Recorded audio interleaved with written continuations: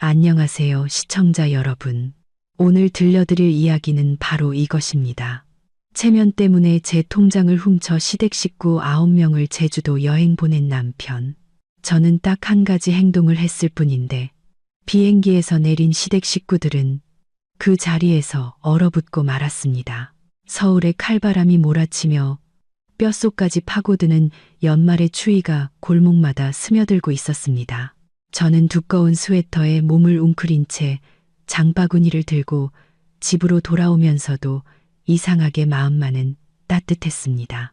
오늘 은행에 가서 돈을 찾기로 결심한 날이었거든요. 어제 시골에 계신 어머니께서 전화를 하셨는데 추위에 떨리는 목소리로 10년도 더 된 낡은 세탁기가 완전히 고장났다고 하셨습니다. 이번 겨울에도 어머니는 차가운 우물물에 손빨래를 해야 할 터였습니다. 바늘로 찌르는 듯한 물에 빨갛게 트고 피가 나는 어머니의 손을 생각하니 마음이 아파 견딜 수가 없었습니다. 지난 3년간 저는 먹을 것, 입을 것을 아껴가며 한 푼 두 푼 필사적으로 모았습니다. 제 자신을 위해서는 아무것도 사지 않았죠. 그렇게 모은 돈이 꽤 큰 액수가 되었습니다. 거기에는 회사에서 막 들어온 연말 보너스와 저녁마다 온라인으로 물건을 팔아 번 돈까지 합쳐 총일 200만 원이 넘었습니다.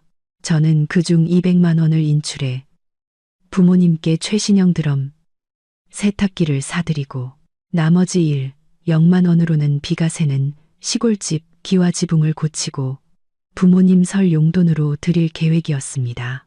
그 돈은 낡은 가방 비밀 주머니에 고이 간직해온 파란색 은행 카드 안에 들어 있었습니다. 제게 그것은 단순한 돈이 아니었습니다. 부모님을 향한 제 땀과 눈물, 그리고 효심 그 자체였죠. 집에 도착하니 텅 비어 있었습니다.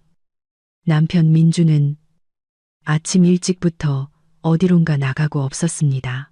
주말마다 친구들과 만나 커피를 마시며 시간을 보내는 사람이었기에 별로 신경 쓰지 않았습니다. 장바구니를 부엌에 내려놓고 손을 씻은 뒤 곧장 침실로 향했습니다. 옷장을 열고 늘 구석진 곳에 걸어두었던 달아빠진 검은색 가방을 꺼냈습니다. 손가락으로 가장 안쪽에 있는 작은 지퍼 주머니를 더듬었습니다. 습관대로라면 손끝에 딱딱한 카드의 모서리가 바로 느껴져야 했습니다.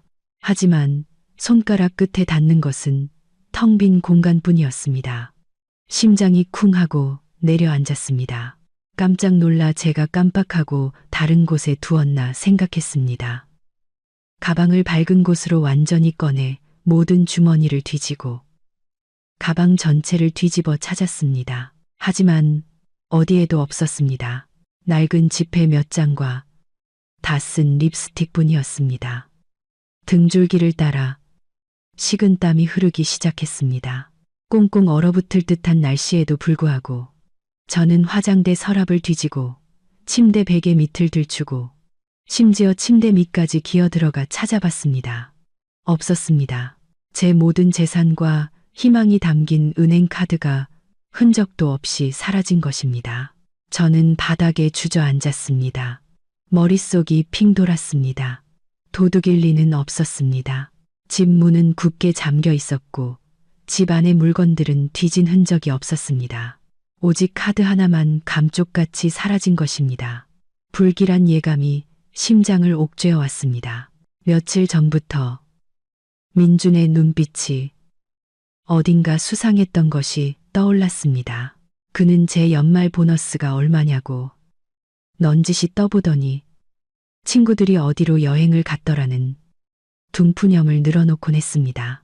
바쁜 저는 그저 건성으로 대답하고 넘겼을 뿐인데 저는 황급히 휴대폰을 집어들어 민준에게 전화를 걸었습니다. 신호음이 길고 길게 이어졌습니다. 그 소리가 마치 제 속을 도려내는 것 같았습니다. 한 번, 두 번, 세 번, 네 번째 전화를 걸었을 때야 상대방이 전화를 받았습니다. 하지만 익숙한 남편의 목소리 대신 시끄러운 소음과 비행시간을 알리는 안내방송, 그리고 많은 사람들의 웃고 떠드는 소리가 들려왔습니다. 잔인한 진실이 눈앞에 펼쳐지기 시작했습니다. 그 어떤 칼날보다도 선명하고 고통스럽게 말입니다. 전화기 너머의 소음은 점점 더 뚜렷해졌습니다. 시어머니 박 여사님이 쩌렁쩌렁 외치는 소리가 들렸습니다. 발 좀 빨리빨리 움직여. 체크인 끝났으면 VIP 라운지 들어가서 편하게 앉아있지. 뭐하러 여기서 다리 아프게 서 있어. 그러자 시누이 미나 씨가 끼어들었습니다. 어우, 진짜 우리 민준이 이번에 통 크게 쐈다니까. 온 가족 해외여행을 다 보내주고 동네 사람들한테 얼마나 자랑거린지 몰라. 나야, 나. 민준이 전화를 받았습니다. 목소리는 서두르는 듯 했지만 흥분을 감추지 못했습니다. 여보세요, 나야. 왜 이렇게 전화를 해대? 나 지금 좀 바쁜데. 저는 심호흡을 하며 목소리의 떨림을 애써 억누르고 단도직입적으로 물었습니다. 당신 어디야? 내 은행 카드 어디 있어? 전화기 저편은 몇 초간 침묵이 흘렀습니다. 이윽고 민준의 비웃음 섞인 목소리가 들려왔습니다. 말투는 뻔뻔하고 무심하게 돌변해 있었습니다. 아, 그게 무슨 대수라고. 나 지금 인천공항이야. 당신 카드는 내가 갖고 있고 부모님이랑 형제들 데리고 며칠 제주도 여행 좀 다녀오려고 잠깐 빌렸어. 요즘 서울이 너무 춥잖아. 부모님 뼈마디도 쑤신다고 하시고 그래서 따뜻한 데로 모시고 가는 거야. 뭘 그렇게 호들갑이야. 그래서 뭘 그렇게 호들갑이야. 저는 그 자리에서 얼어붙었습니다. 잠깐 빌렸다고? 그는 마치 사탕 한 봉지 빌리는 것처럼 가볍게 잠깐 빌렸다는 말을 내뱉었습니다. 그건 200만 원, 제 피땀 어린 돈이었습니다. 뭐라고? 내 카드를 말 한마디 없이 가져갔다고. 그 안에 돈이 얼마 있는지 알아? 우리 부모님 집 고쳐드리고 어머니 세탁기 사드리려고 모은 돈이란 말이야. 당장 돌려줘. 저는 전화기에 대고 소리쳤습니다. 억울함에 눈물이 터져 나왔습니다. 민주는 여전히 태연한 태도를 유지하며 오히려 저를 훈계하려 들었습니다. 그 쪼잔한 성격 좀 버려. 돈이야 언제든 벌면 되잖아. 우리 부모님이 나를 이만큼 키워주셨는데 내가 효도 한번 하겠다는데 뭐가 잘못됐어. 당신은 이 집 며느리로서 시댁에 해준 것도 없으면서 남편이 알아서 챙기겠다는데 왜 그래? 보태주지는 못할 망정 한 푼 두 푼 따지기는. 내 체면 좀 깎지 마. 이만 끊는다. 비행기 타야 돼. 제가 뭐라 더 말하기도 전에 시어머니의 앙칼진 목소리가 전화기 바로 옆에서 들려왔습니다.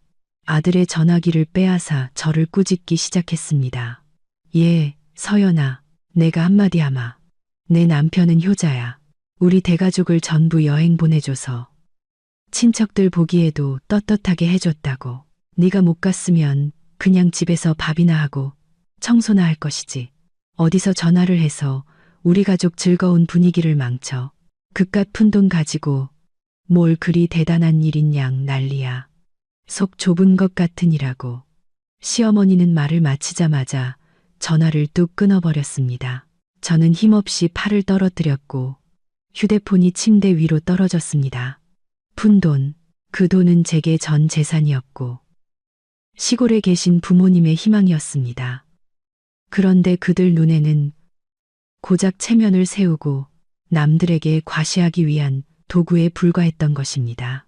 시부모님, 시누이 부부와 아이 둘, 시동생 부부와 아이 하나, 총 9명이었습니다. 그리고 그 호화로운 여행의 비용을 지불한 사람은 바로 저, 그들이 입만 열면 구두쇠라고 비난하던 며느리였습니다.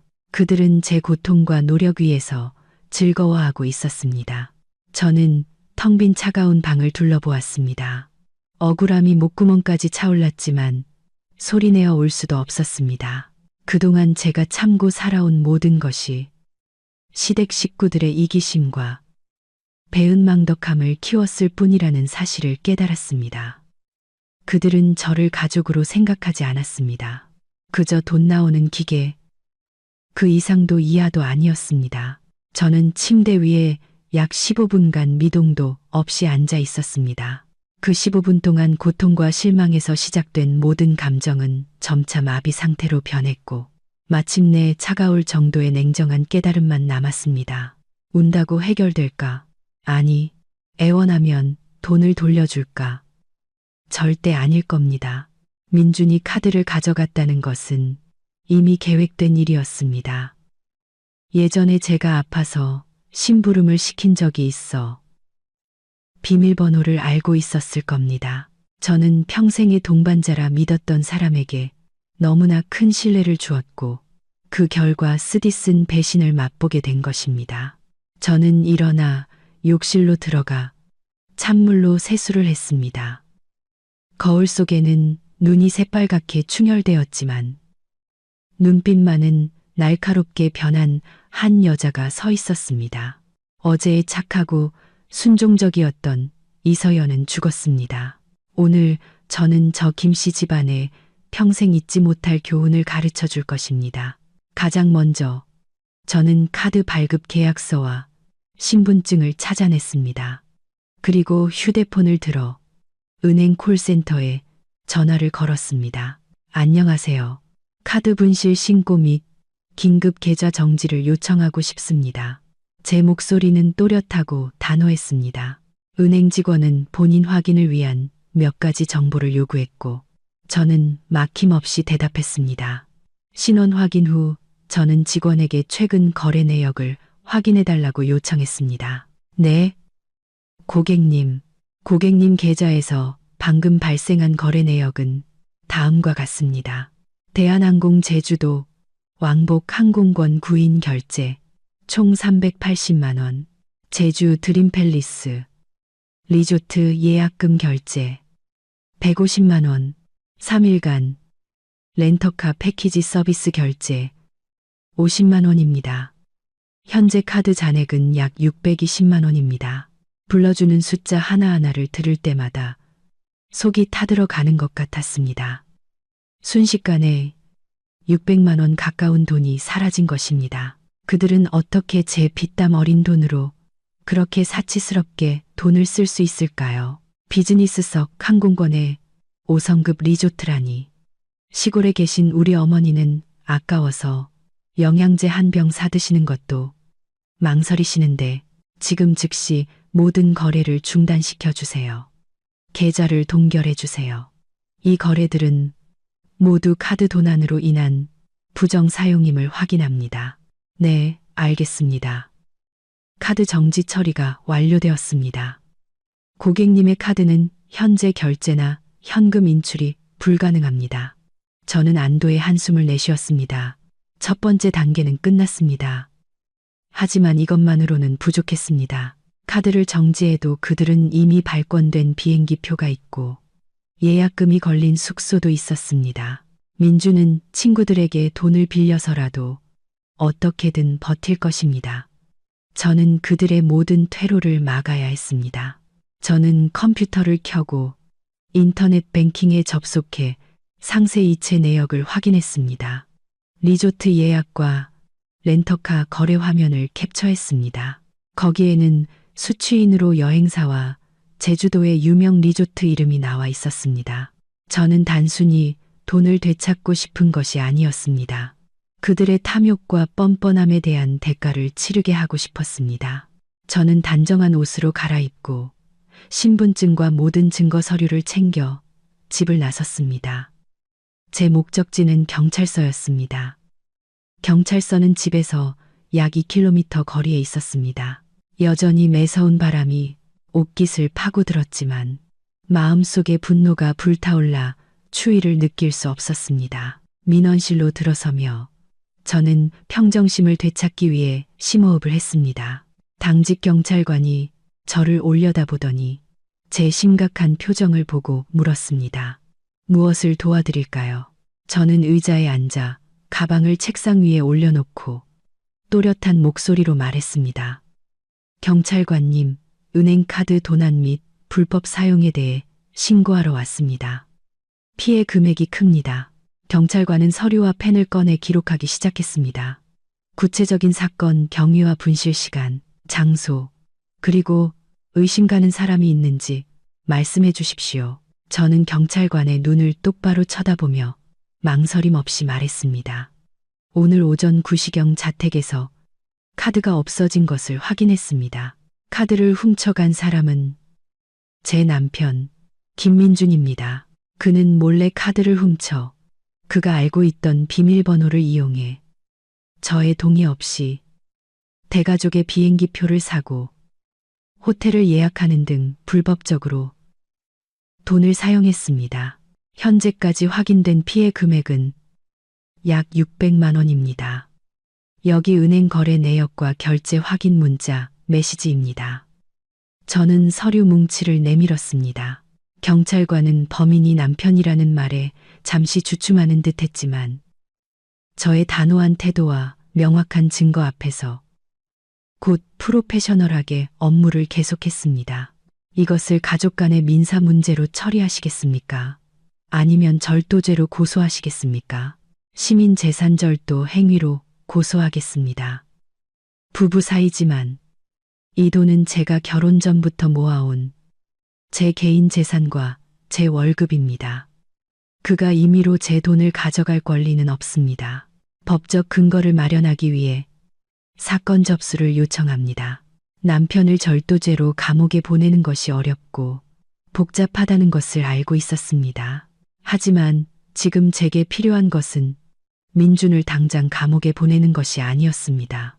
제게 필요한 것은 경찰의 직인이 찍힌 사건 접수 증명서 한 장이었습니다. 그것이 저의 비장의 카드이자 서비스 업체들과 이야기하고 나중에 시댁 식구들을 상대할 때 쓸 강력한 증거가 될 것이었습니다. 1시간 넘게 진술하고 서류에 서명한 끝에 저는 진정인 이서연이 은행 카드 분실 및 피의자 김민준의 불법 사용 의심 내용이 명기된 사건 접수 증명서를 손에 쥐었습니다. 얇지만 무게감 있는 이 종이를 들고 저는 이제 제가 상황을 주도하게 되었다고 느꼈습니다. 저는 더 이상 남편의 자비만을 기다리는 나약한 아내가 아니었습니다. 경찰서를 나와 저는 휴대폰을 꺼내 계획의 다음 단계를 실행하기 시작했습니다. 민준이 예약금을 걸었던 제주도의 5성급 리조트 콜센터 번호를 찾아 전화를 걸었습니다. 네, 제주 드림 팰리스 리조트입니다. 무엇을 도와드릴까요?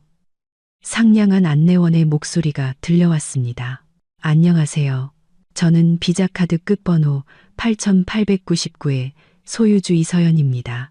방금 제 카드가 리조트의 김민준 씨 이름으로 된 단체 예약금 결제에 사용되었다는 알림을 받았습니다.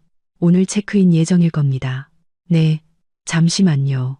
확인해 보겠습니다. 맞습니다. 고객님.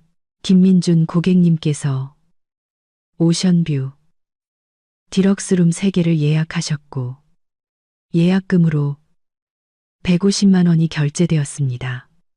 잔액은 체크인 시 결제 예정입니다. 저는 목소리에 힘을 주어 한 글자 한 글자 힘주어 말했습니다. 알려드릴 것이 있습니다. 그 카드는 도난당한 카드입니다.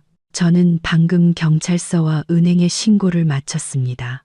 계좌는 동결되었고 경찰의 사건 접수 증명서가 지금 제 손에 있습니다. 저는 귀사 측에 즉시 이 예약을 취소하고 부정거래 규정에 따라 제 카드로 금액을 환불해 줄 것을 요구합니다. 만약 이 사실을 알고도 투숙객을 받는다면 귀사 역시 범죄 수익 취득의 공범이 될 수 있으며 은행은 그 금액을 귀사로부터 환수 조치할 것입니다. 전화기 저편이 조용해졌습니다. 다급하게 키보드를 두드리는 소리가 들리더니 곧 당황한 기색이 역력한 직원의 목소리가 들려왔습니다. 고객님, 진정하시고 혹시 경찰서 접수 증명서 사진과 카드 소유주 증빙 자료를 저희 공식 채널로 보내주실 수 있으실까요? 즉시 관리자에게 보고하여 처리하겠습니다. 네, 바로 보내겠습니다. 잘 처리해 주세요. 그 일행이 도착하더라도 절대 체크인 시켜주시면 안 됩니다. 추가로 발생하는 어떤 비용에 대해서도 저는 책임지지 않겠습니다. 저는 즉시 리조트 공식 채널로 신분증 사진, 그리고 가장 중요한 경찰서, 접수 증명서 사진을 전송했습니다. 5분 후 리조트 관리자가 제게 직접 전화를 걸어왔습니다. 그의 목소리는 매우 정중하고 걱정스러워 보였습니다. 이서연 고객님, 저희가 정보를 확인했습니다. 불미스러운 일에 대해 사과드립니다. 저희는 카드 도난 정보를 접수했으며 규정에 따라 결제 카드가 유효하지 않으므로 이 예약을 취소해야만 합니다. 예약금은 조사 절차를 위해 보류되지만 김민준 고객님 가족은 현금이나 다른 카드로 다시 결제하지 않는 한 절대 체크인할 수 없습니다. 감사합니다. 아, 그리고 한 가지 더요. 제 남편이 7인승 렌터카도 예약했던데 어느 업체인지 아시나요? 제 거래 내역에는 약자로만 나와 있어서요. 관리자는 아마도 법적 분쟁을 피하고 싶었는지 적극적으로 도와주었습니다. 네, 저희 연계 시스템을 통해 예약하셨다면 정보가 있을 겁니다. 잠시만요. 아, 한라산 렌터카입니다. 여기 연락처입니다. 렌터카 업체의 연락처를 받아 저는 같은 과정을 반복했습니다. 렌터카 업체는 비교적 소규모로 운영되는 곳이라 경찰과 카드 도난이라는 말에 기겁을 했습니다. 그들은 차가 이미 공항으로 손님을 맞으러 나갔음에도 불구하고 즉시 예약을 취소하겠다고 약속했습니다. 걱정 마십시오. 고객님, 저희는 법 없이도 살 사람들입니다. 법적인 문제에 엮이고 싶지 않습니다. 기사에게 바로 연락해서 돌아오라고 하겠습니다. 손님은 태우지 않을 겁니다.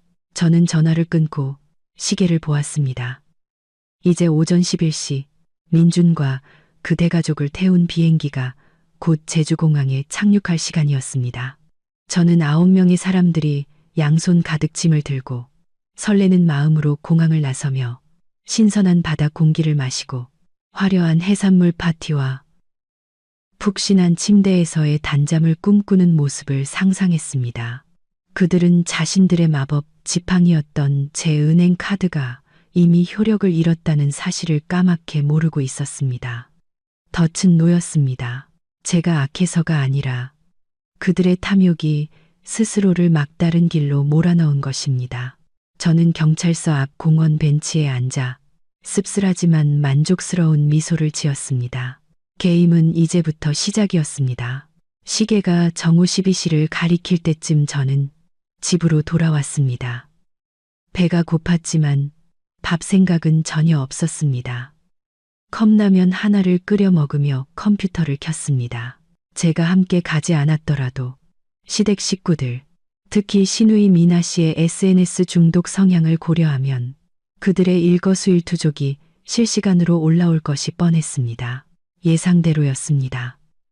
미나 씨의 인스타그램에 들어가자마자 새로운 게시물들이 눈에 들어왔습니다. 첫 번째 사진은 인천공항에서 9명의 대가족이 나란히 서서 찍은 인증샷이었습니다. 모두가 활짝 웃고 있었습니다. 시어머니는 자줏빛 벨벳 한복을 차려입고 목에는 커다란 가짜 진주 목걸이를 걸고 미나 씨가 선물한 짝퉁 명품 가방을 들고 있었습니다. 사진 밑에 달린 글귀는 정말이지 가증스러웠습니다. 추운 서울 겨울은 안녕. 우리 가족은 추위 피하러 떠나요. 이 멋진 여행을 후원해준 우리 막내 민준이 고마워. 세상에서 제일 사랑해. 그 밑에는 친척들과 친구들의 부러움 섞인 댓글이 줄을 이었습니다. 우와, 너무 좋겠다. 박 여사님 최고네요. 민준이 정말 대단하다. 새언니는 왜 같이 안 갔어? 즐겁게 놀다 와. 선물 잊지 말고. 미나 씨는 의기양양한 말투로 하나하나 답글을 달고 있었습니다. 새언니는 일이 바빠서 못 왔어요. 아쉽지만 뭐 저희끼리 신나게 놀다 올게요. 선물은 걱정 마세요. 15분 전에 막 올라온 최신 게시물을 확인했습니다. 라이브 방송, 영상이었습니다. 클릭하자 햇살 가득한 제주공항의 풍경이 나타났습니다. 바닷바람에 시어머니의 한복 자락에 흩날리고 있었습니다. 시어머니는 휴대폰을 빙빙 돌리며 주변 풍경을 자랑하고 있었습니다. 여러분, 안녕하세요. 저 지금 제주도에 왔어요. 어머나 세상에. 날씨가 너무 좋고 따뜻해요. 서울 추위를 벗어나니 살 것 같네. 우리 애들은 지금 짐 찾고 있고 조금 있으면 전용 차량이 우리를 5성급 리조트로 모시러 올 거예요. 이 늙은이가 평생 처음으로 5성급 리조트에 가보네. 듣자 하니 궁전처럼 멋지다던데. 영상 속에서 민준이 조카들에게 짐을 카트에 실으라고 지시하는 모습이 얼핏 보였습니다. 그의 얼굴은 거만함으로 가득했고 이따금 머리를 쓸어 넘기며 옷매무새를 가다듬었습니다. 아마도 온 가족을 먹여 살리는 재벌이라도 된 듯한 기분을 만끽하고 있는 듯 했습니다. 그는 자신의 자금줄이 이미 오래전에 막혔다는 사실을 꿈에도 모르고 있었습니다. 시동생은 셀카봉을 들고 아내와 아이들을 찍으며 큰 소리로 외치고 있었습니다. 헬로우, 제주, 최강 가족이 상륙했다. 다들 신나게 놀아보자고. 화면 속 의기양양한 미소들을 보니 시골에 계신 부모님의 고생스러운 모습이 떠올랐습니다. 고장난 세탁기와 비가 새는 지붕을 생각하니 분노가 다시 치밀어 올랐습니다. 마음껏 웃어둬라. 그 짧은 행복을 마지막으로 즐겨둬라. 곧 그 미소가 일그러지게 될 테니. 저는 컴퓨터를 끄고 씁쓸한 미소를 지었습니다. 한라산 렌터카의 차는 절대 오지 않을 것이고 그들의 악몽은 곧 시작될 것이라는 걸 알고 있었습니다.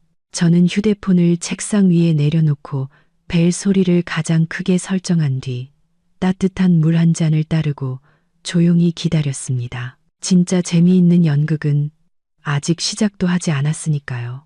정확히 12시 30분 제 휴대폰이 울렸습니다. 모르는 번호였지만 렌터카 업체에서 상황 보고를 위해 전화한 것임을 직감했습니다. 여보세요. 이서연 고객님 맞으시죠? 저 한라산 렌터카입니다. 네, 맞습니다.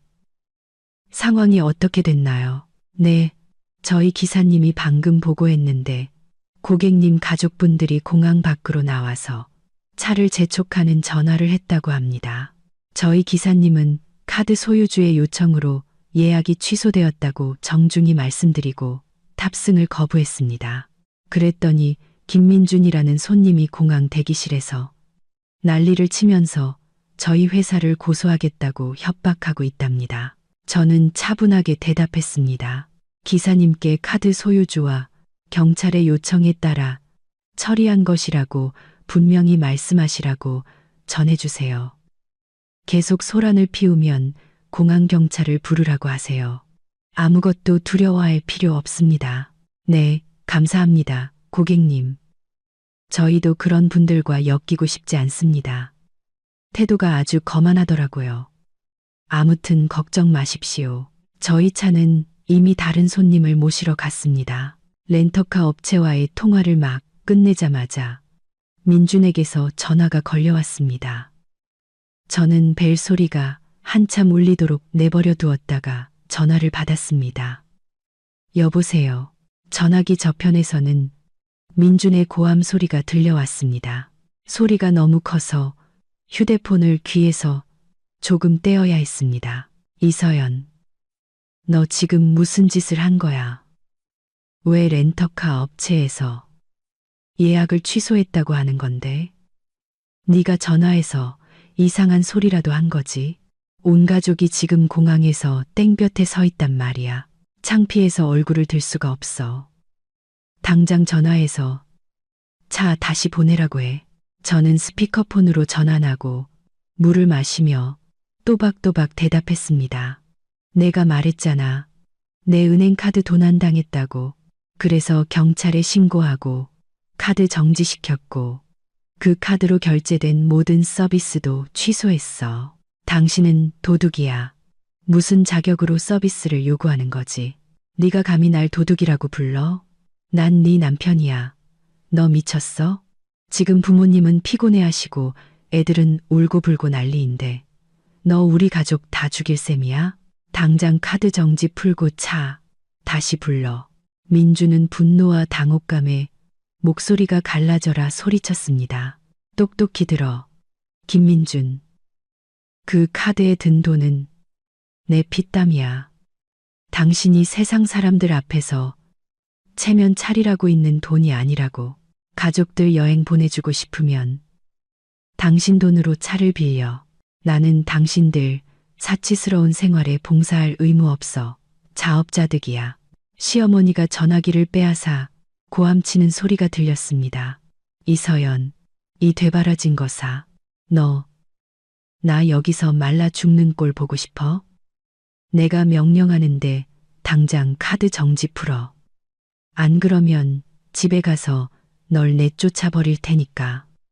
이 독사 같은 것, 어머니, 소리 지르셔도 소용없어요. 제주도에서는 아무도 어머니 말씀 안 들어줘요. 그리고 미리 말씀드리는데 차뿐만 아니라 리조트도 취소됐어요. 어머니 귀한 아드님더러 알아서 하라고 하세요. 말을 마치고 저는 전화를 끊어버렸습니다. 전화기 저편이 아수라장이 되었을 것임은 불보듯 뻔했습니다. 늘 대접받는데 익숙했던 9명의 사람들이 이제 낯선 공항 한복판에서 산더미 같은 짐과 함께 버려진 신세가 된 것입니다. 차도 없이 민주는 이제 어떻게 할까요? 분명 그는 제가 경찰에 신고해서 카드가 정지되었다는 사실을 가족들에게 말하지 못할 겁니다. 기술적인 오류나 은행 문제라고 거짓말을 하겠죠.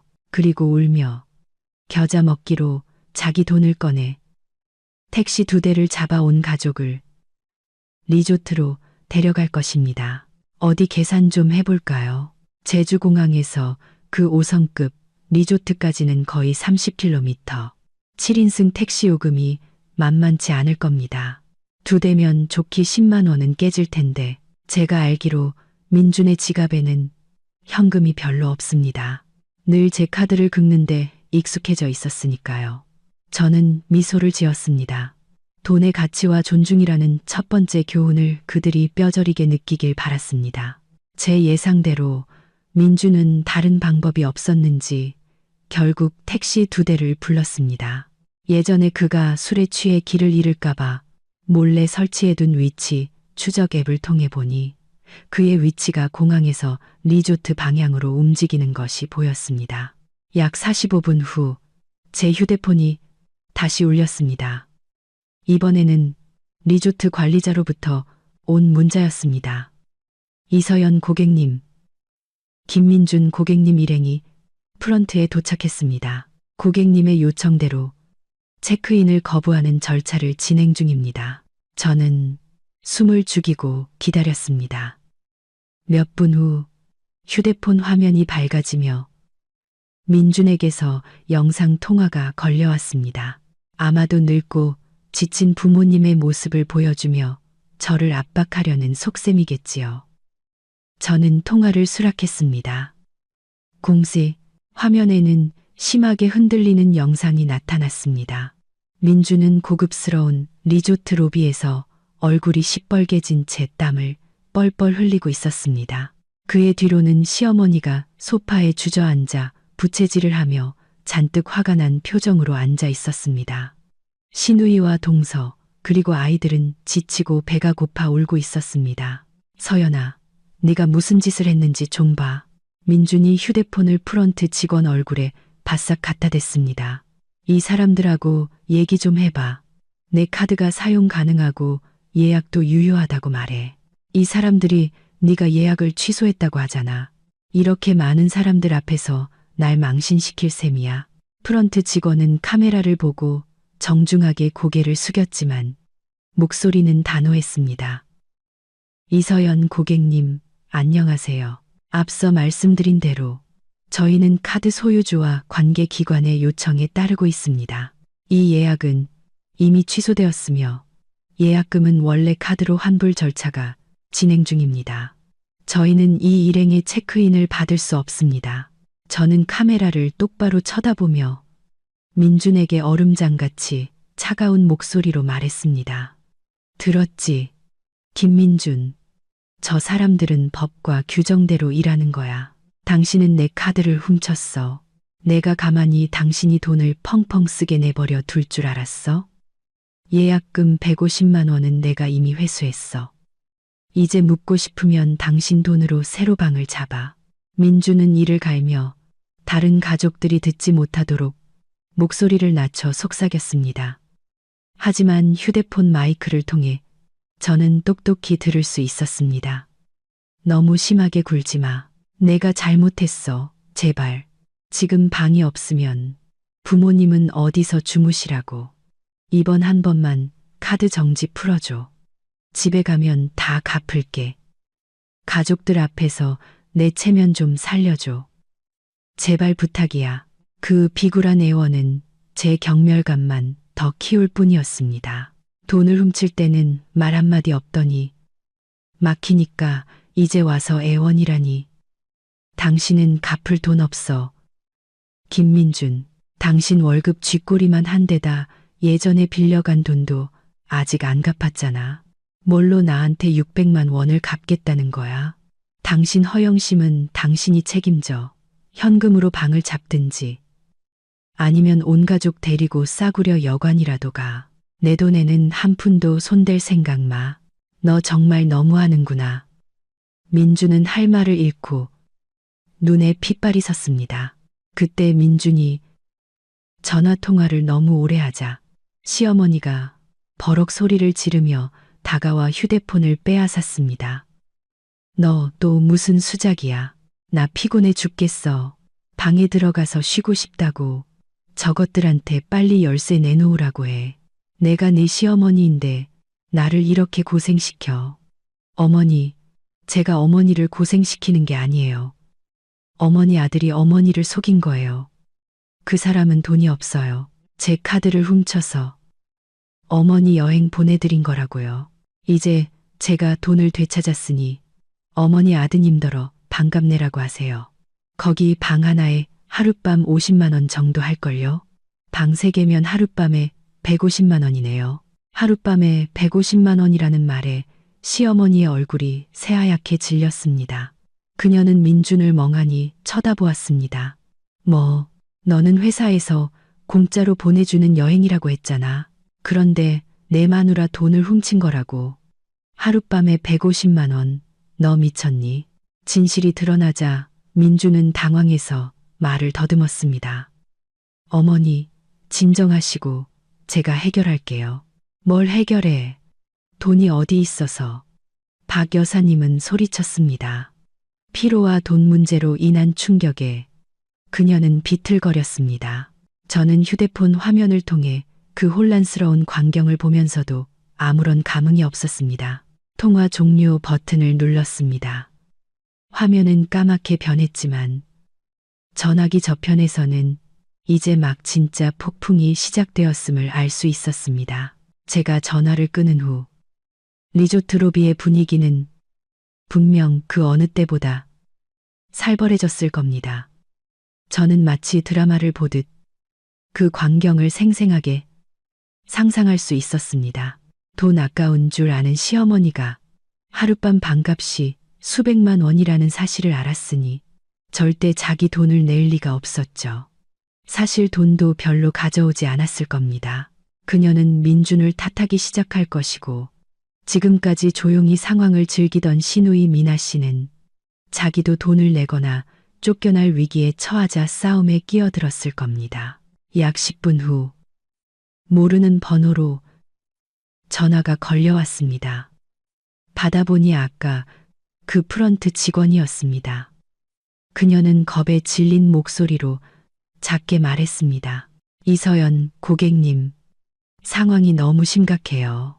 할머니 한 분이 로비에 들어 누워서 리조트가 사기친다고 소리를 지르고 계세요. 남편분은 보안 요원들과 계속 싸우고 있고요. 외국인 관광객들이 다 쳐다보고 있어요. 저희 관리자님이 업무 방해로 경찰을 부르려고 해요. 규정대로 처리하라고 관리자님께 전해주세요. 소란을 피우면 경찰을 부르는 게 맞아요. 저는 전적으로 지지합니다. 봐주지 마세요. 네. 그런데 남편분께서 자꾸 카드를 다시 긁어보라고 하세요. 기계 오류일 수도 있다고요. 하지만 카드 단말기에 분실 도난 카드라고 떠서 시스템이 자동으로 거부하고 있어요. 저는 비웃었습니다. 분실된 게 맞으니까요. 그분에게 은행에서 영구 정지시킨 카드라고. 더 이상 시도해봤자 소용없다고 전해주세요. 전화기 너머로 시어머니가 악을 쓰는 소리가 들려왔습니다. 아이고, 세상에, 며느리가 시어머니를 죽이네.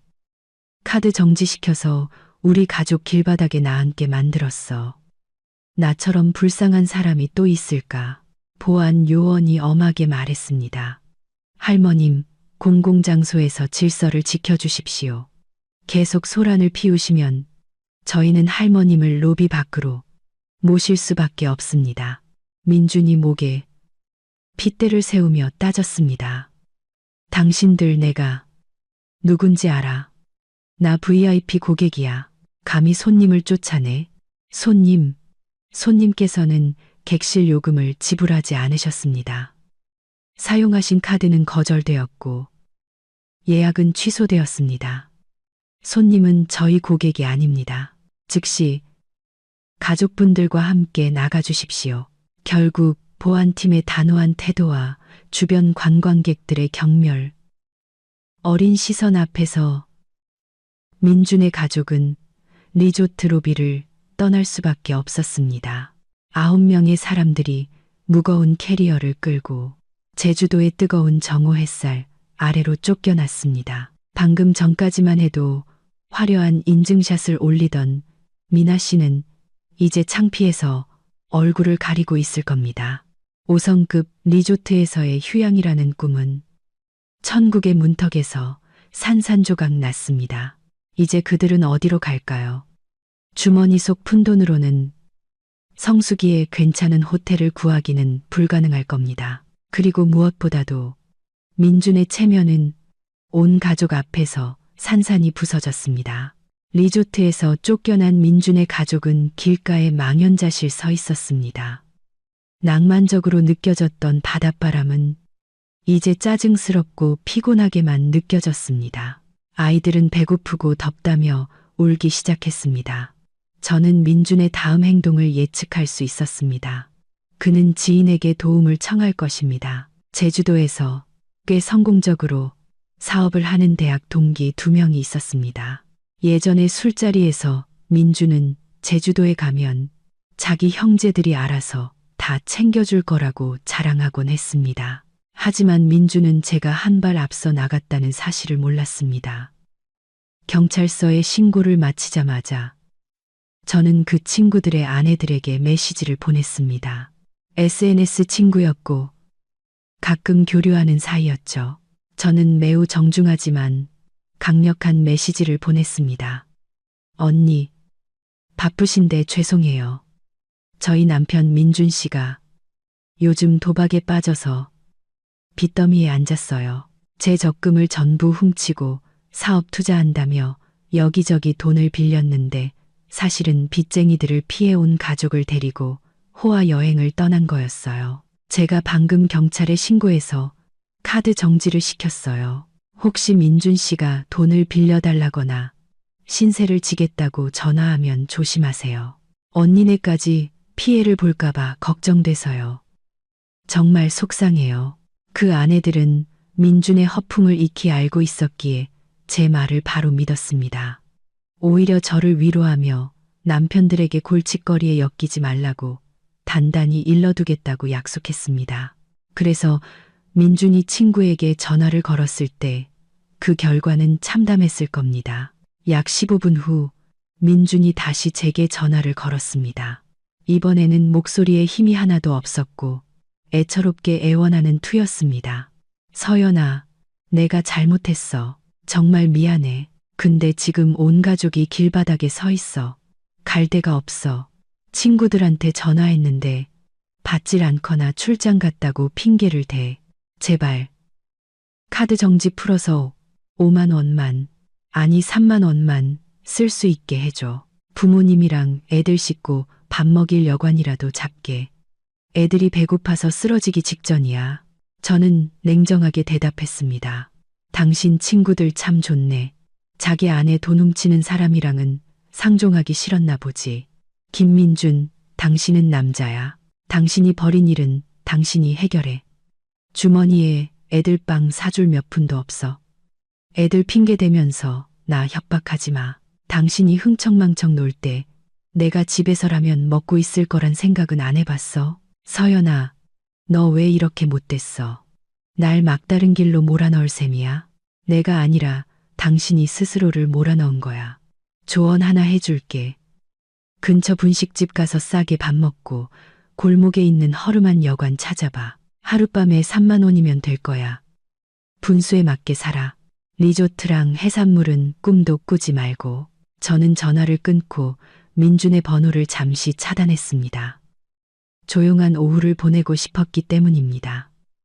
오늘 밤은 그들에게 끝없이 긴 밤이 될 것임을 알았습니다.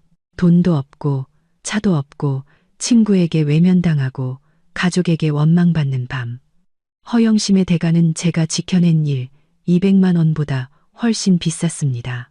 저는 일어나 기지개를 켰습니다. 서울의 날씨는 여전히 추웠지만 제 마음은 승리의 불길로 타오르고 있었습니다. 마트에 가서 맛있는 저녁거리를 사서 나 자신을 위해 멋진 식사를 준비할 겁니다.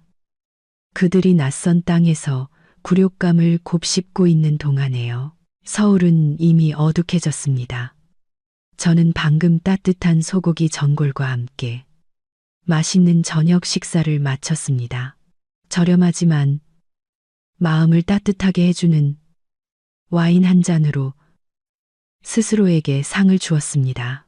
조용한 방에서 휴대폰을 열어 민준의 위치를 확인했습니다. 용두암 근처 한 지점에서 움직이지 않고 있었습니다. 제 예상이 맞았습니다. 그들은 막다른 길에 다다른 것입니다. 제주도 역시 어둠이 내렸습니다. 하지만 시댁 식구들이 꿈꾸던 화려한 리조트의 불빛과는 달리 냉혹한 현실이 그들을 덮치고 있었습니다. 성수기라 방을 구할 수 없었고 방이 남은 곳은 민준의 주머니 사정으로는 감당할 수 없을 만큼 비쌌습니다. 골목 안 허름한 여관들은 만실이거나 시설이 너무 낡아 시어머니가 문 앞에서부터 입을 삐죽이며 불평했습니다. 이런 돼지우리 같은 데서 어떻게 자? 차라리 밖에서 자는 게 낫겠다. 민준이 겨우 찾아낸 허름한 여관 앞에서 시어머니는 그렇게 선언했습니다.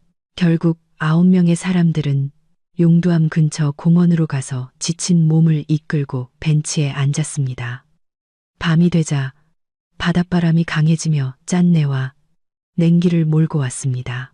공항에서 멋을 냈던 신우이와 동서의 얇은 옷은 이제 아무 소용이 없었습니다. 아이들은 졸리고 모기에 물려 칭얼거리기 시작했습니다. 오빠, 어떻게 좀 해봐. 설마 여기서 자라는 건 아니지. 신우이가 모기를 찰싹 때려잡으며 짜증 섞인 목소리로 외쳤습니다. 민주는 벤치에 고개를 숙이고 앉아 두 손으로 얼굴을 감쌌습니다. 무력감이 역력했습니다. 인천공항에서의 그 거만하고 자신만만한 모습은 온데간데 없고 초라한 패배자의 모습만 남아 있었습니다. 시어머니는 나무에 등을 기댄 채 쉬지 않고 저를 욕하고 있었습니다. 그 악독한 며느리년, 우리 가족 다 죽이려고 작정했어. 내가 집에만 돌아가 봐. 그년 머리끄덩이를 다 뽑아버릴 테다. 여행 와서 이게 무슨 고생이야. 집안에서 가장 말이 없고 묵묵했던 시아버지가 긴 한숨을 내쉬었습니다. 그만 좀 하구려. 당신이랑 민준이가 그렇게 가자고 졸랐고 서연이한테는 상의 한마디 안 했잖소. 이제 와서 누굴 탓해? 당신은 조용히 해요. 뭘 안다고 그래. 버르장머리 없는 며느리는 가르쳐야 하는 거야. 민준아, 너 돈 얼마나 남았어? 박 여사님은 아들을 향해 소리쳤습니다. 민준은 주머니를 뒤져 구겨진 지폐 몇 장을 꺼냈습니다. 20만 원 남았어요. 어머니, 아까 택시비로 10만 원 가까이 썼어요. 9명이 앞으로 이틀을 더 버텨야 할 돈이 20만 원. 신우이가 눈을 동그랗게 떴습니다. 그럼 어쩌라는 거야? 그럼 누나 보고 어쩌라는 건데. 카드는 막혔고 친구들은 전화도 안 받아. 누나 돈 있으면 좀 내봐. 민준도 인내심이 바닥났는지 쏘아붙였습니다. 나는 동생이 다 내주는 여행이라길래 돈을 뭐하러 가져와. 간식 사 먹을 몇만 원밖에 없다고. 신우이는 딱 잡아댔습니다. 그녀가 비상금을 늘 숨겨 다닌다는 것을 알았지만 온 가족을 위해 돈을 쓸 리가 만무했습니다. 공원 한 구석에 팽팽한 긴장감이 흘렀습니다. 산책하던 관광객들이 호기심과 동정 어린 눈으로 그들을 쳐다보았습니다. 멀끔하게 차려입은 9명의 가족이 짐더미와 함께 공원에 쭈그려 앉아있는 모습. 그들은 마치 고급 피난민처럼 보였습니다. 저는 휴대폰 화면을 보며 제주도 모기들이 그들의 살을 물어뜯는 장면을 상상했습니다. 오늘 밤은 아주 긴 밤이 될 것입니다. 그들이 체면이라는 두 글자에 대해 충분히 반성할 시간을 갖게 될 밤이었습니다. 남쪽 바다의 눈부신 아침 햇살이 공원 벤치에서 선잠을 자던 9명의 사람들을 깨웠습니다. 모두가 머리는 헝클어지고 잠을 설쳐 눈밑은 잠했습니다. 시어머니는 딱딱한 벤치에서 웅크리고 잔 탓에 허리가 아프다며 신음했습니다. 배고파. 엄마.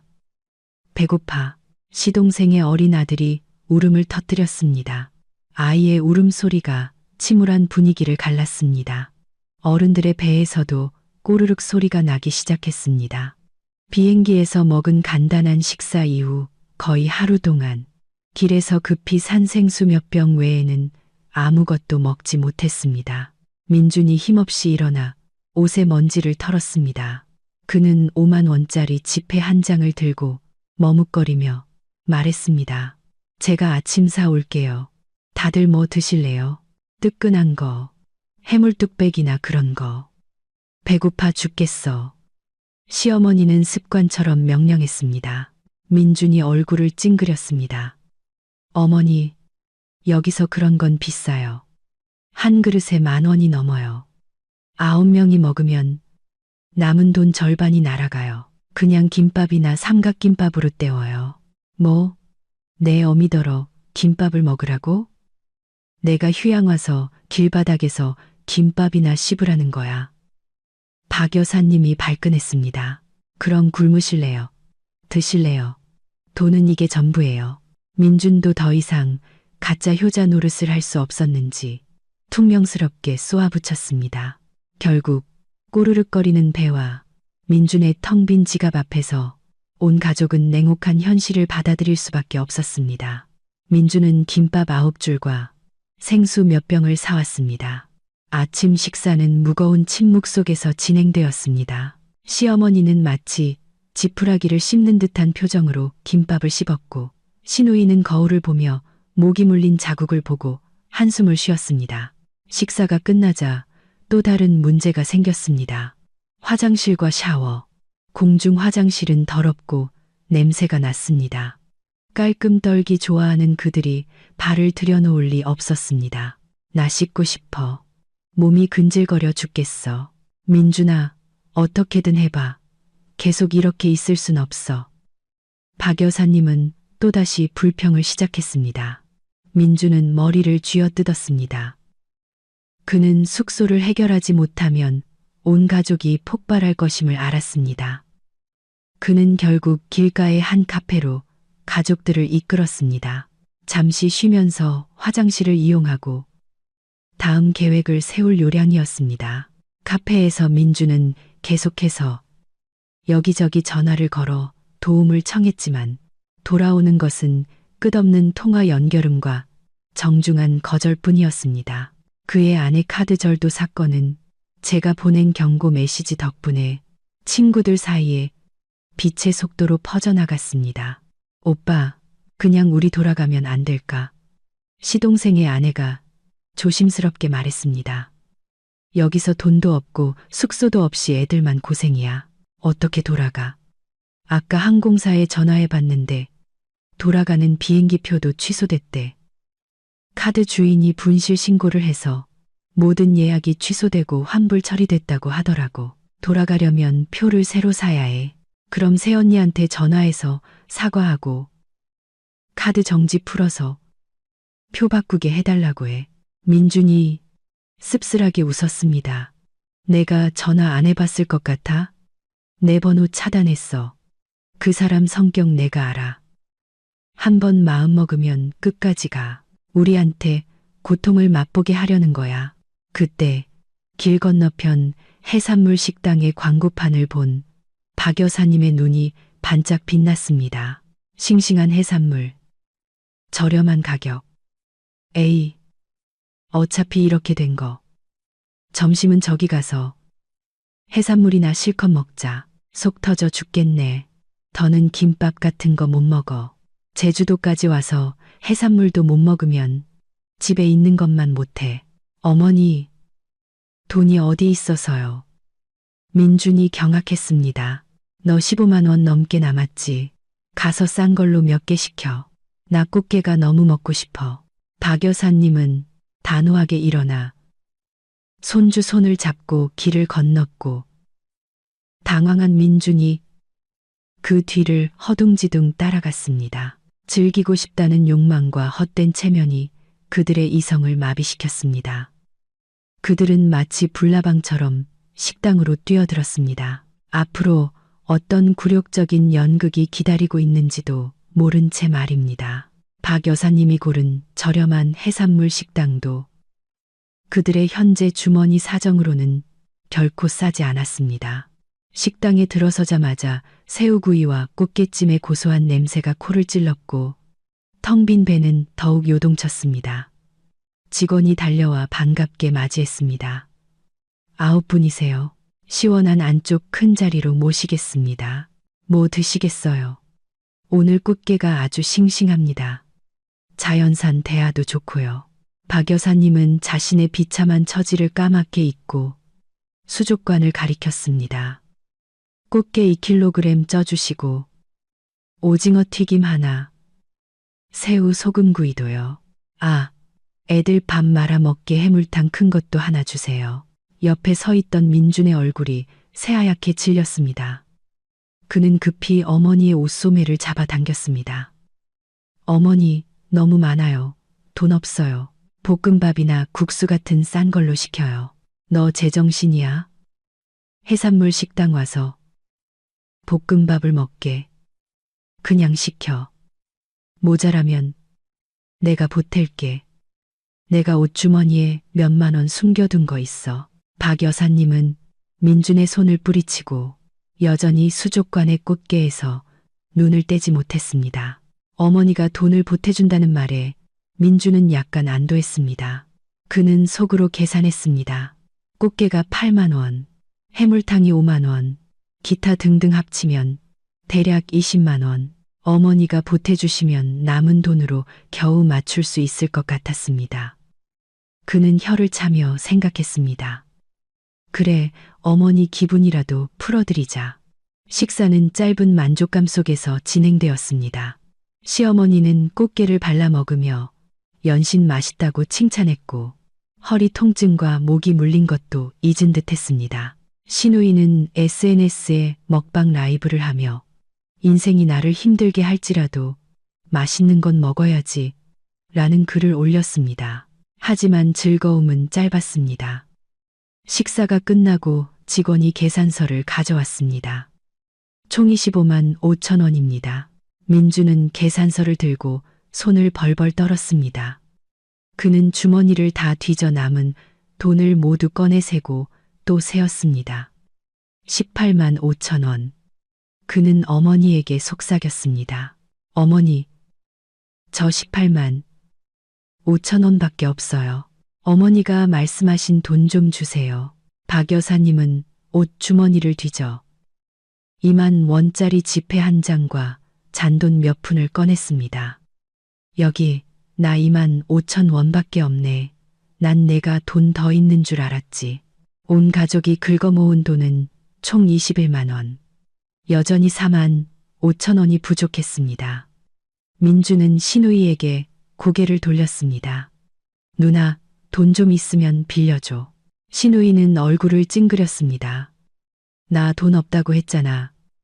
아, 택시비 하려고 5천 원 남은 거 있네. 온 가족이 주머니를 뒤지고 아이들의 비상금까지 털었지만 결국 4만 원이 부족했습니다. 민주는 땀을 뻘뻘 흘리며 식당 주인에게 말을 더듬었습니다. 사장님, 저희가 지갑을 잃어버려서요. 지금 있는 돈을 다 모아도 이것밖에 안 되는데 4만 원이 부족합니다. 외상으로 해주시면 안 될까요? 아니면 이 코코넛은 안 마셨는데 반품하면 안 될까요? 덩치가 크고 인상이 험악한 주인은 그 말을 듣고 눈을 부릅떴습니다. 뭐요? 지금 장난해요? 실컷 먹고 돈이 부족하다고? 코코넛은 이미 땄는데 누굴 주라고? 4만 원이 아니라 400원도 외상은 안 돼. 하지만 정말 돈이 한 푼도 없어요. 한 번만 봐주세요. 민주는 창피함에 얼굴이 빨개져 애원했습니다. 주변 테이블 손님들이 힐끔거리기 시작했습니다. 돈도 없으면서 왜 비싼 걸 시켜 먹어? 멀쩡하게 생겨서 밥값 떼먹으려고 하네. 돈 다 못 내면 이 가게에서 한 발짝도 못 나갈 줄 알아. 경찰 부르기 전에 주인이 소리쳤습니다. 박 여사님은 겁에 질려 아들 등 뒤로 숨었고 신우이는 손으로 얼굴을 가렸습니다. 바로 그때 옆 테이블에 앉아있던 한 손님이 겁에 질린 아이들이 안쓰러웠는지 일어나 5만 원짜리 지폐 한 장을 꺼냈습니다. 사장님, 그냥 제가 낼게요. 얼마 되지도 않는 돈인데 너무 그러지 마세요. 주인은 돈을 받아들고는 흥 소리를 내며 민준의 가족에게 경멸의 눈빛을 던졌습니다. 운 좋은 줄 아시오. 다음부터는 돈 없으면 입을 닫든가. 꼴도 보기 싫으니 썩 꺼져. 9명의 가족은 굴욕감 속에서 고개도 들지 못하고 식당을 빠져나왔습니다. 맛있었던 해산물은 순식간에 목구멍에서 쓴맛으로 변했습니다. 민준의 마지막 남은 체면은 낯선 사람들 앞에서 산산조각 났습니다. 시댁 식구들이 제주도에서 굴욕적인 시간을 보내는 동안 저 역시 집에 가만히 앉아 있지만은 않았습니다. 뱀을 잡으려면 머리를 쳐야 한다는 것을 알았습니다. 만약 제가 카드 정지에서 멈춘다면 그들은 집에 돌아와서 제가 구두쇠라느니 시댁을 함정에 빠뜨렸다느니 하며 오히려 피해자 행세를 할 것이고 친척들은 저를 비난할 것입니다. 저는 한 발 앞서 나가야 했습니다. 온 친척들이 민준의 진짜 얼굴과 제 행동의 정당한 이유를 알게 해야 했습니다. 저는 휴대폰을 열어 김씨 집안의 대가족 카카오톡 단체 채팅방에 들어갔습니다. 그곳에는 민준과 시어머니가 그토록 체면을 중시하는 시골의 고모, 삼촌들이 모두 있었습니다. 저는 길지만 애통한 어조로 그러나 증거를 완벽히 갖춘 메시지를 작성했습니다. 존경하는 집안 어르신들께 저는 민준 씨 아내 이서연입니다. 이렇게 불미스러운 일로 심려를 끼쳐드려 죄송합니다. 하지만 너무나 억울한 마음에 말씀드리지 않을 수 없었습니다. 남편 김민준 씨가 몰래 제 은행 카드를 훔쳐갔습니다. 그 안에는 제가 저희 부모님 집을 수리해드리고 설 선물을 사드리기 위해 모은 200만 원이 들어있었습니다. 남편은 제게 말 한마디 없이 그 돈으로 어머니와 시누이, 시동생 가족을 모두 데리고 호화스러운 제주도 여행을 떠났습니다. 항공권과 리조트 예약에만 반나절 만에 600만 원 가까이 썼습니다. 저는 이 사실을 발견하고 절도 행위를 막기 위해 경찰에 신고할 수밖에 없었습니다. 여기 경찰서 사건 접수 증명서와 은행 거래 내역을 증거로 첨부합니다. 제 피땀 어린 돈이었기에 어쩔 수 없는 선택이었습니다. 지금 그들은 제주도에서 카드가 막혀 어려움을 겪고 있겠지만 그것은 그들이 자초한 결과입니다. 제가 이 글을 올리는 이유는 어르신들께서 사정을 정확히 알아주시고 나중에 남편과 시어머니가 저를 불효한 며느리라고 모함하는 일이 없도록 하기 위함입니다. 들어주셔서 감사합니다. 저는 경찰서, 접수 증명서, 사진, 민준이 카드를 가져갔다고 인정한 문자 메시지, 그리고 사치스러운 지출 내역이 담긴 은행 명세서, 사진을 함께 전송했습니다. 메시지가 전송되자마자 단체 채팅방은 폭발했습니다. 시아버지의 형님인 큰아버님께서 바로 메시지를 보내셨습니다. 세상에 민준이가 이렇게까지 막돼 먹은 놈인 줄은 몰랐구나. 아내 돈을 훔쳐서 놀러 가다니 정말 한심하다. 시골에 계신 고모님도 댓글을 다셨습니다. 나는 자기 돈으로 어머니 모시고 효도하는 줄 알았지. 마누라 돈 훔친 거였어. 박 여사도 자식 교육 잘못 시켰네. 서연이가 불쌍하구나.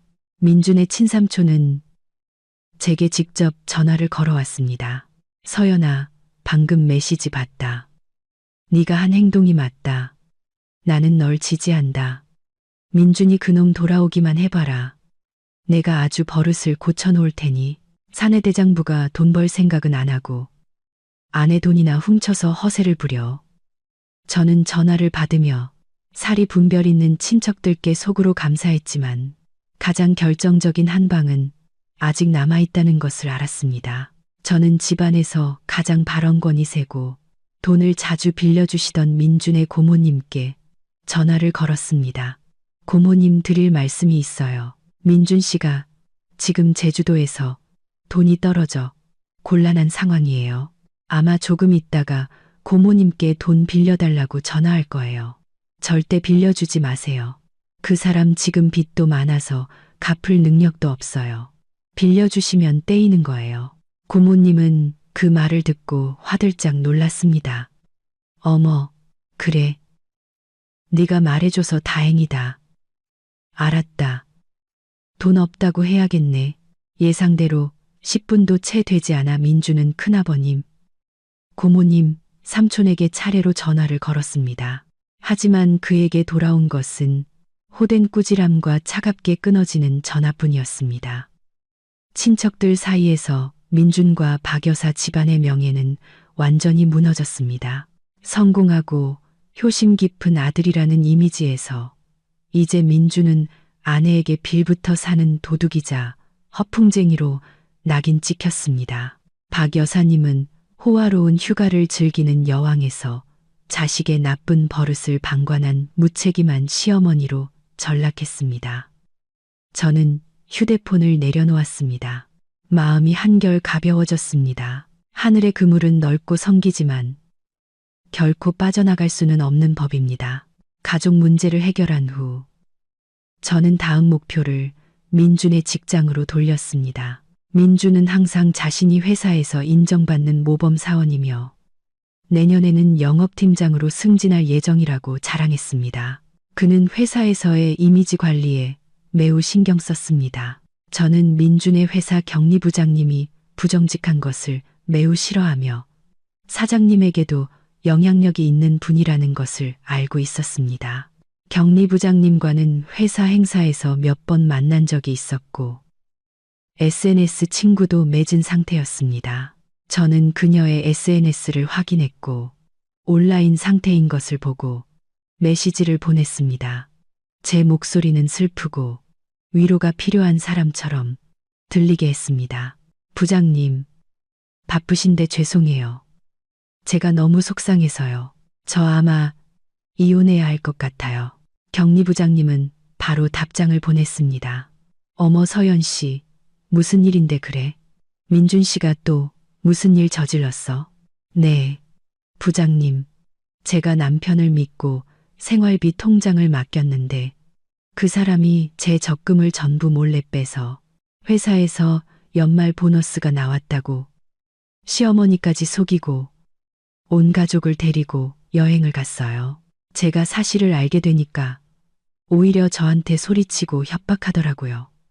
방금 경찰서에 신고하고 오는 길이에요. 너무 창피해서 얼굴을 들 수가 없어요. 저는 절도 행위가 명시된 경찰서 접수 증명서 사진을 그녀에게 보냈습니다. 성격이 불같은 경리부장님은 사진을 보고 저보다 더 분노했습니다. 세상에, 김민준 씨 멀쩡하게 생겨서 어떻게 그런 짓을 해. 정말 몰랐네. 서연 씨, 너무 속상해하지 마. 그런 남자는 미련 가질 필요도 없어. 이 일은 내가 사장님께 보고할게. 우리 회사는 도덕적으로 문제 있는 직원은 용납 못해. 특히 법적인 문제에 연루된 사람은 더더욱. 아니에요, 부장님. 그냥 답답해서 부장님께 하소연한 거예요. 다른 사람들에게는 말씀하지 말아주세요. 그 사람 직장까지 잃으면 너무 불쌍하잖아요. 저는 말리는 척했지만 그녀의 성격상 말릴수록 더 일을 키울 것이라는 것을 알고 있었습니다. 서연 씨는 너무 착해서 탈이야. 남편이 그렇게 대했는데 아직도 그 사람 걱정을 해? 걱정 마. 내가 알아서 처리할게. 마침 곧 승진 심사도 있는데 이사님들께서 제대로 알고 판단하시도록 분명히 말씀드려야지. 정직하지 못한 사람을 리더로 앉힐 수는 없잖아. 저는 경리부장님께 감사 인사를 하고 메시지를 끝냈습니다. 내일 민준이 회사에 출근하면 거대한 폭풍이 그를 기다리고 있을 것임을 알았습니다. 그가 오랫동안 꿈꿔왔던 팀장 자리는 확실히 멀어질 것입니다. 직장, 명예, 가족, 민준이 거짓으로 쌓아 올린 모든 것이 이제 제 손에 의해 하나씩 무너지고 있었습니다. 하지만 후회는 없었습니다. 그것이 배신과 배은망덕에 대한 대가였습니다.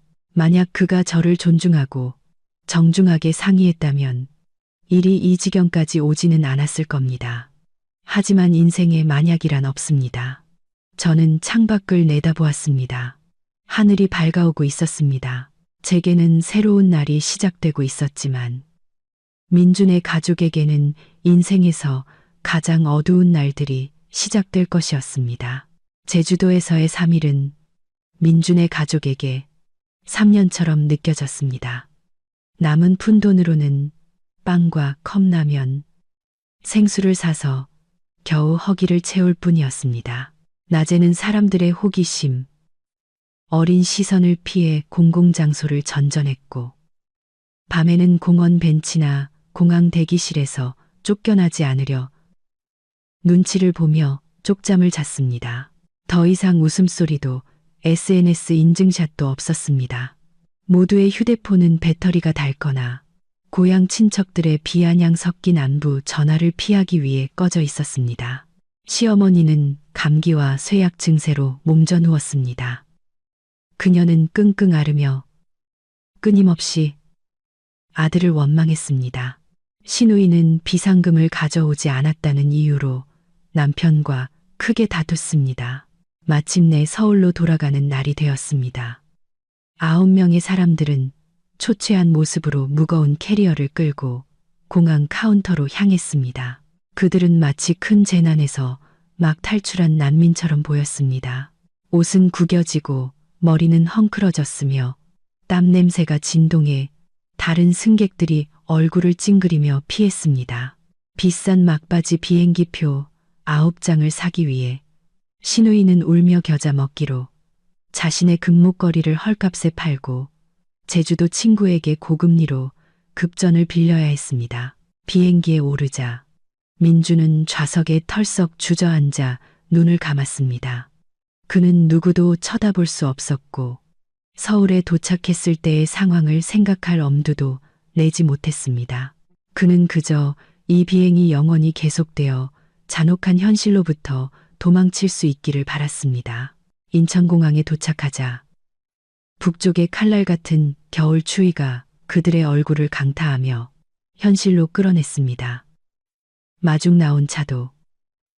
그들은 택시를 탈 돈이 없어 버스와 지하철을 여러 번 갈아타며 겨우 집으로 돌아왔습니다. 집 문을 열고 들어서자마자 시어머니는 소파 위로 쓰러지며 통곡했습니다. 아이고, 내 팔자야. 이게 무슨 고생이람.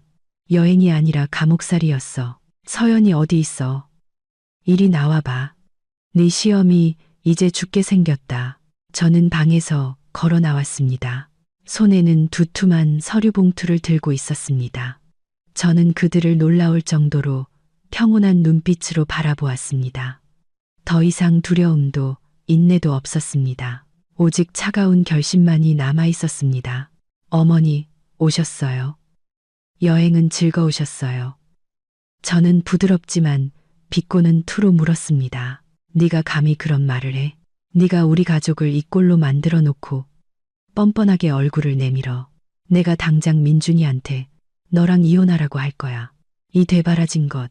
박 여사님은 남은 힘을 쥐어짜 소리쳤습니다. 민준은 옆에서 고개를 푹 숙인 채 한마디도 하지 못했습니다. 그는 이제 자신에게 발언권이 없다는 것을 알고 있었습니다. 저는 서류 봉투를 테이블 위에 내려놓았습니다. 탁하는 소리가 긴장된 공간에 울려 퍼졌습니다.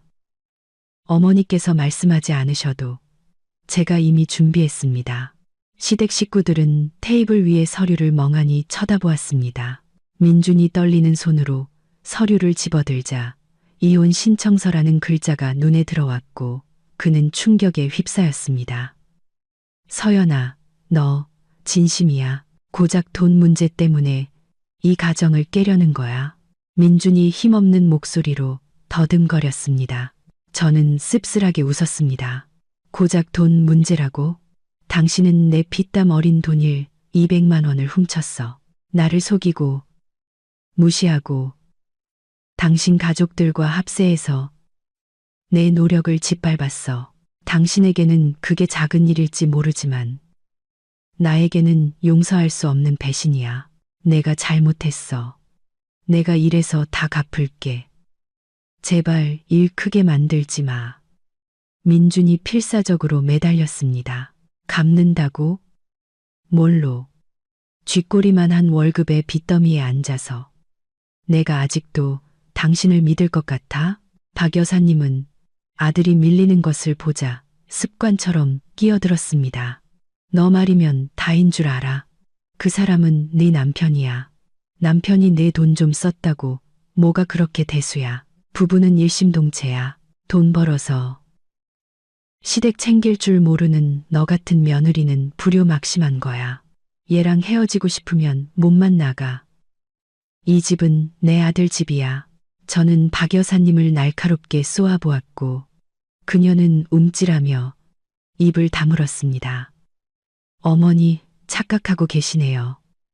서류나 제대로 보세요. 저는 서류 뭉치의 다음 장을 넘겼습니다. 그것은 아파트 매매 계약서와 송금 확인증이었습니다. 이 집은 공동 명의로 되어 있지만 계약금 1억 원은 저희 부모님께서 시골 땅을 파셔서 제게 보내주신 돈입니다. 매달 내는 대출금도 제 월급에서 나갔고요. 김민준 씨는 아주 적은 일부만 보탰을 뿐입니다. 여기 은행 거래 내역 증거가 다 있습니다. 부모님이 제게 따로 주신 돈이라는 공증 서류도 있고요. 그가 낸 돈은 이자 몇 푼에 불과해요. 법대로 재산을 분할하고 그가 이번에 저지른 빚까지 계산하면 이 집에서 그의 몫은 거의 없다고 봐도 무방합니다. 그 말을 듣자 박 여사님의 얼굴에서 핏기가 가셨습니다. 그녀는 아들이 능력 있어 집을 산 줄로만 알았는데 현실은 너무나 냉혹했습니다. 아니야. 그럴 리가 없어. 박 여사님이 중얼거렸습니다. 이게 다가 아니에요. 저는 또 다른 서류 한 장을 넘겼습니다. 이건 김민준 씨의 재산 절도에 대한 경찰서 사건 접수 증명서입니다. 만약 제가 이걸 첨부해서 소송을 걸면 김민준 씨는 집과 아내를 잃는 것뿐만 아니라 법적인 처벌까지 받을 수 있어요. 가볍게는 집행유예, 무겁게는 징역형이죠. 그러면 전과 기록이 남는데 어느 회사에서 글을 써주겠어요? 민주는 법이라는 두 글자에 완전히 무너졌습니다. 그는 제 발 앞에 무릎을 꿇고 울며 애원했습니다. 서연아, 제발 내가 잘못했어. 고소만은 하지 말아줘. 네가 원하는 건 뭐든지 할게. 나 감옥 가기 싫어. 직장 잃기도 싫어. 우리가 함께한 세월을 생각해서라도 제발. 한때 나의 버팀목이었던 남자가 비굴하게 무릎 꿇고 비는 모습을 보니 통쾌함보다는 씁쓸함이 밀려왔습니다. 정이라는 두 글자를 먼저 짓밟은 것은 바로 그 사람이었습니다. 당신이 내 카드에 말없이 손댔을 때 우리의 정은 이미 끝났어. 김민준. 이제 나는 오직 이성과 법으로만 말할 거야. 저는 의자에 앉아 겁에 질려 웅크리고 있는 민준과 시댁 식구들을 차례로 쳐다보며 말했습니다. 세 가지 조건을 제시하겠어요. 동의한다면 민사 재판에서 조용히 끝내고, 그렇지 않으면 모든 것을 폭로하고 형사 처벌을 받게 할 거예요. 민주는 정신없이 고개를 끄덕였습니다. 말해봐. 뭐든지 들을게.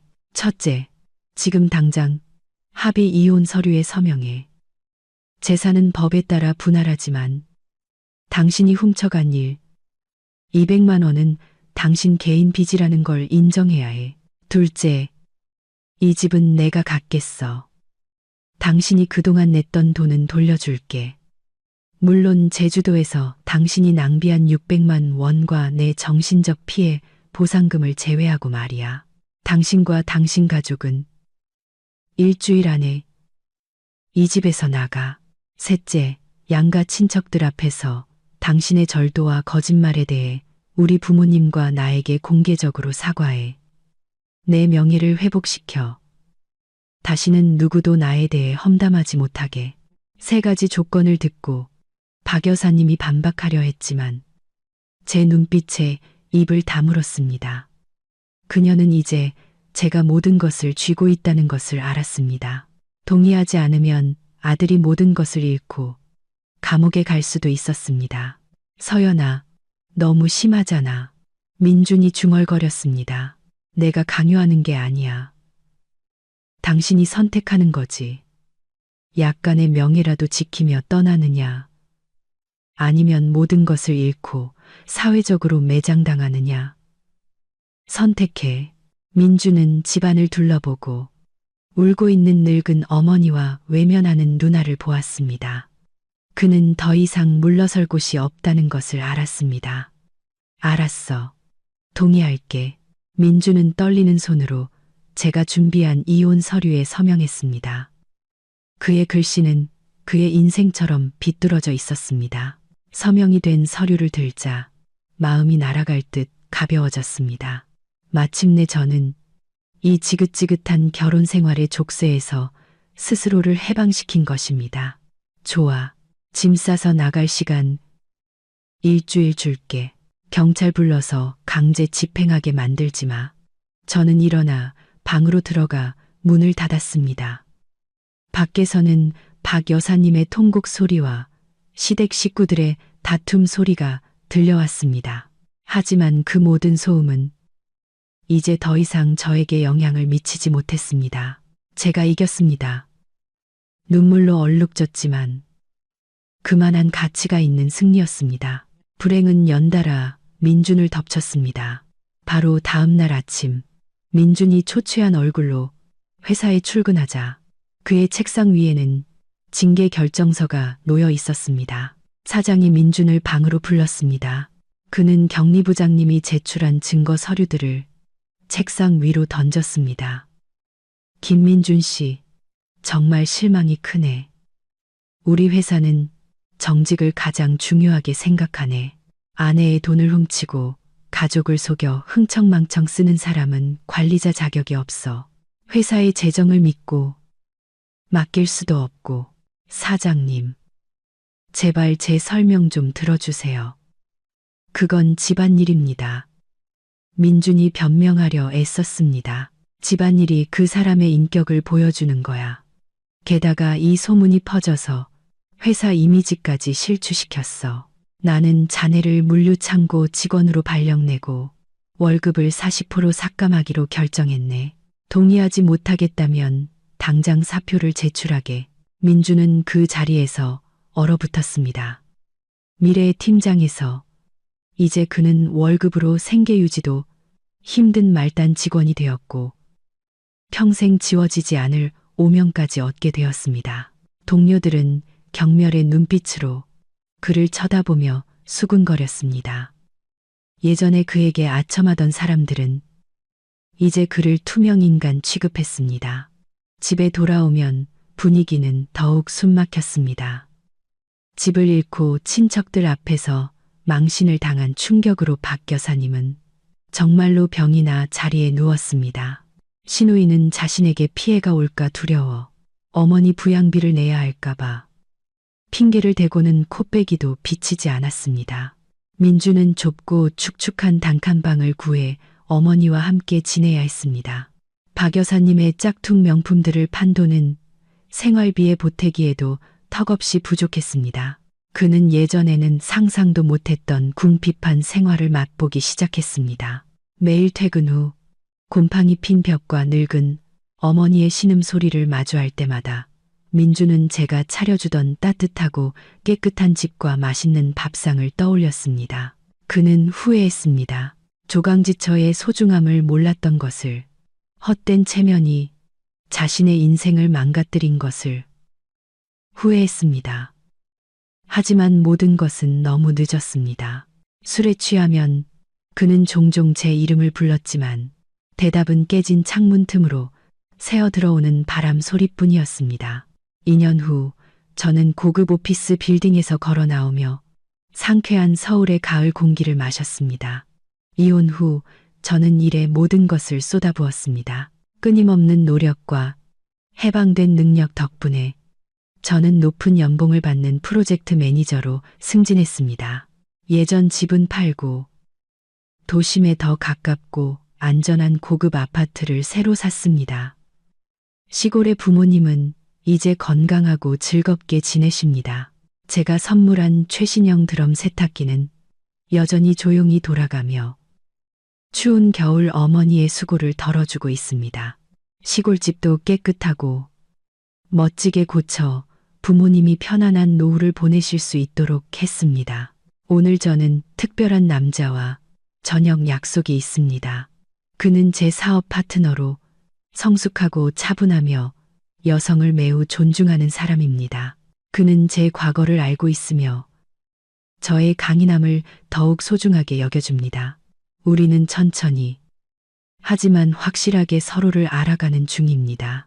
길가의 허름한 식당을 지나다가 저는 우연히 익숙한 뒷모습을 보았습니다. 민준이었습니다. 그는 낡고 색이 바랜 옷을 입고 식당 구석에 웅크리고 앉아 있었습니다. 얼굴은 수척했고 10년은 늙어 보였습니다. 그는 값싼 백반을 허겁지겁 먹고 있었습니다. 순간 우리의 눈이 마주쳤고 민주는 그대로 굳었습니다. 손에 든 젓가락이 바닥으로 떨어졌습니다. 그는 세련된 오피스룩을 입고 자신감 넘치게 빛나는 제 모습을 보다가 자신의 초라한 모습을 내려다보았습니다. 부끄러움과 굴욕감에 그는 고개를 푹 숙이고 다시는 들지 못했습니다. 저는 멈추지 않았습니다. 다가가 아는 척할 생각도 없었습니다. 모든 원한은 이미 연기처럼 사라졌습니다. 제게 그는 이제 그저 모르는 사람, 저를 더 성장하게 만든 과거의 값비싼 교훈일 뿐이었습니다.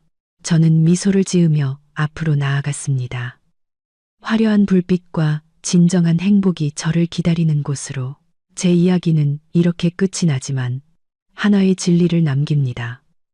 결혼 생활에서 존중과 진심은 가장 중요한 기초입니다. 헛된 체면 때문에 당신의 동반자를 짓밟지 마십시오. 그리고 여성들이여, 항상 독립적이고 주체적이며 자신을 사랑할 줄 알아야 합니다. 결코 잘못된 것을 용납하지 마십시오. 자신의 가치를 지키기 위해 강하게 맞서 싸우십시오. 그때 비로소 진정한 행복이 당신에게 미소 지을 것입니다. 마지막 순간까지 들어주신 모든 분께 진심으로 감사드립니다. 다음 이야기에서 다시 뵙겠습니다.